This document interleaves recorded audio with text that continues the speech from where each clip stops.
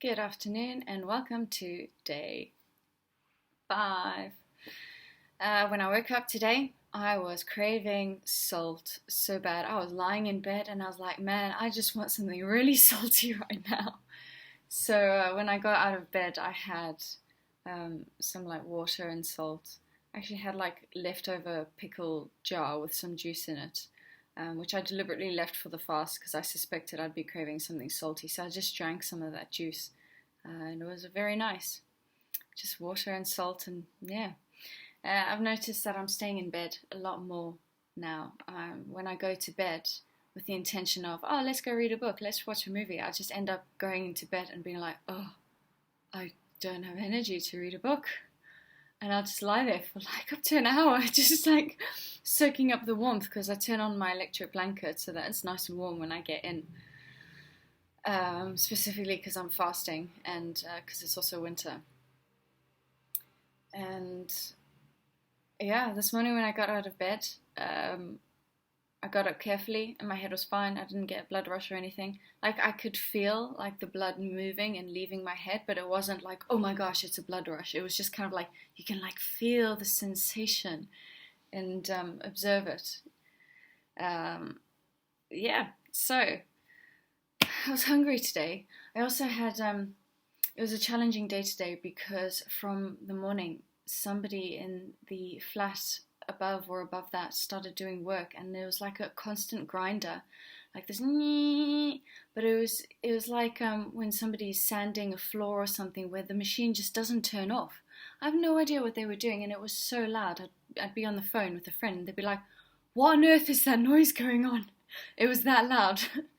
And it drove me a little bit crazy. And like the mornings are so important, like your quiet time. I like to journal.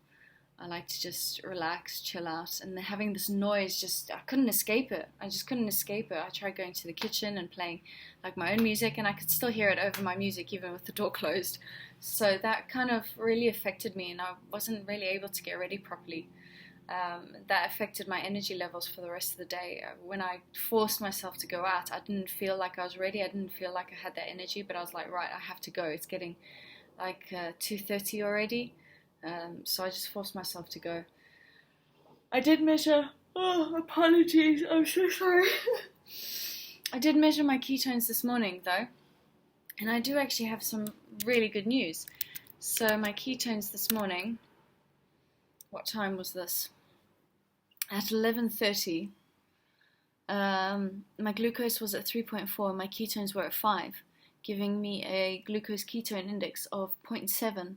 And the goal is to be below 1, so 0.9 and below. And this is like the best zone of autophagy that you can get. What do I mean by autophagy? Basically, when you're fasting, your body then, for fuel, starts recycling old cells and either gets rid of them or recycles them into new cells, which is why fasting is so good for making you look younger and making your body more efficient and all these it just gets rid of. It's like the best kind of detox you can have, really. And on top of that, I'm taking supplements every second day. So B vitamins, vitamin A, which is high in antioxidants, vitamin E as well. And so I'm really looking after myself and really pushing myself, not overexerting, but pushing myself in a healthy way.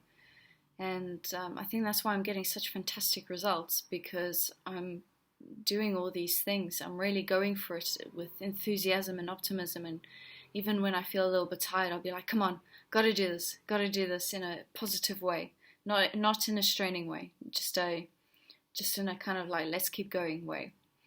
This afternoon when I came back from my walk though, the results were a bit more disappointing, probably because I suspect I'd burned so many ketones. So actually I went cycling today.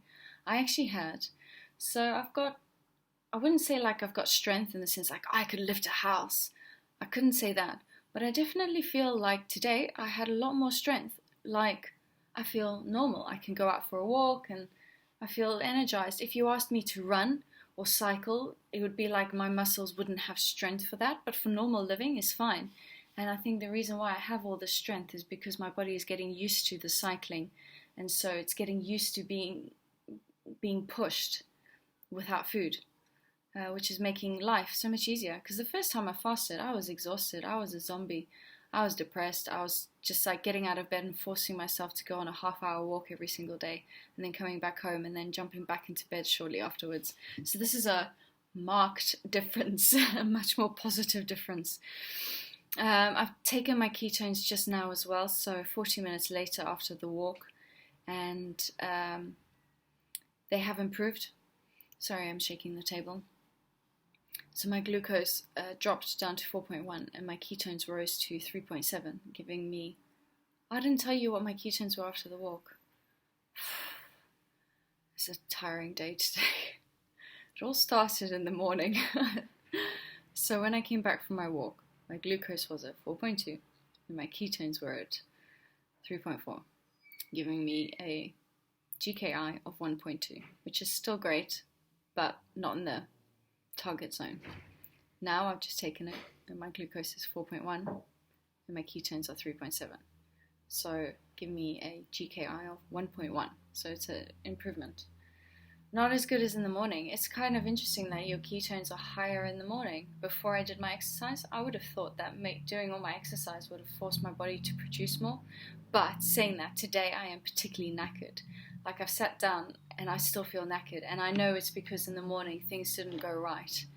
I wasn't thirsty at all. Normally I drink coffee and I drink tea in the morning. Lots of teas. I'm drinking fennel tea, green tea. Because those polyphenols are really good for you. Really, they also help your system, and staying hydrated is important. When you're fasting, you can't drink too much because you haven't got food. You can't really flood your system or anything like that. So you drink significantly less, but it's still important to drink. And tea is fantastic for that. And coffee is also good for you. If you enjoy coffee, that is. Black coffee, no sugar, that's what I mean. I don't like drinking too much, but I like a little bit. I just thought I would elaborate that I am drinking coffee and tea. So in terms of stats, my resting heart rate, so sleep last night was quite interesting. I had a Zoom social, so instead of chilling out in bed, I stayed in bed, but I was focused and attentive for that. By the time it finished, instead of wanting to read my book, I was just knackered, and I was, out by 9 o'clock, definitely. But then I woke up at around 2 a.m. and I couldn't sleep again. I was twisting and turning so much last night. But then I finally managed to fall asleep again, and in total I did manage to sleep 8 hours 20, but it wasn't the best kind of sleep. I feel quite knackered. I had to push myself out of bed today. Resting heart rate has gone up to 62, and I suspect it was because of that bad sleep as well that probably influenced it. Yesterday, how many calories did I burn? 2,327, so my calories are finally dropping. And today as well, I've burned less calories. I have burnt so far 1,700 upwards, something of that, and it's 6 o'clock in the evening, so I'm definitely burning fewer and fewer calories every single day. Tomorrow I'm hoping I feel better. Hopefully the grinding noise, it was very loud. There's background noise that you can kind of zone out, like when you're in office or something, like you can zone out certain background noises. But this was just like a noise that it just kept going, and it was going on for hours and hours, and it just completely, there was no notice of it. It caught me off guard, and struggle to the day, especially at the beginning of the day. That's when you're fasting, that's the hard part, because that's the part where you're gaining all your energy and you're getting ready to go out and you're bracing yourself. So that was kind of like a challenge today, but I've kind of overcome it. After my cycle, I did a long walk, an hour. So tomorrow I'm hoping is going to be better. Tomorrow I'll also let you know, I think, how much weight I've lost. Screw it, I'll tell you now. I've already lost, let me check my weight. Between weighing myself on the first day and weighing myself this morning, I've lost 3.3 kilograms, which is quite good. I'm just going to quickly translate that into pounds, because I know not everybody uses that. Let's see, how much is that in pounds? So I've lost 7.27 pounds in 5 days. Yeah, which is really good progress. That's really fantastic. Bearing in mind that the day before the fast, I ate only about 1,200 calories, so it's not like there was a lot of water weight to lose because I lost that already pre-fast. I went into the fast already kind of half empty. So this is a really good amount. Testimony to how hard I'm working with all the exercise. In terms of fun fact for the day, I've got to read this because this is quite interesting. So, do you know that you lose up to 30% of your taste buds during flight? Now, a lot of people know that their taste buds get affected, but here's the reason why, or here's more detail at least. This is what it says on bestlifeonline.com. Yeah, where I get these facts from. So here it says, this might explain why airplane food gets such a bad reputation. The elevation in an airplane can have detrimental effect on our ability to taste things. According to a 2010 study conducted by Germany's Fraunhofer Institute for Building Physics, the dryness experienced at a high elevation, as well as low pressure, reduces the sensitivity of a person's taste buds to sweet and salty foods by about 30%. Add that the dry cabin air affects our ability to smell, and our ability to taste is reduced even further. So there you have it. So the dry air, as well as the high elevation and low pressure. Fun fact for the day. And on that note, I think I have said everything that I want to say. I'm really hoping tomorrow is better. When I saw my ketones reading this morning, and my ketones were up at 5 millimoles per litre, I was really encouraged by that. That was phenomenal. So what I'll do is I'll measure them in the morning again tomorrow, and then in the afternoon after my walk, and see the results and let you know. That's it for me for now. Stay safe, fast healthily if you are fasting, and I will speak to you soon. Bye.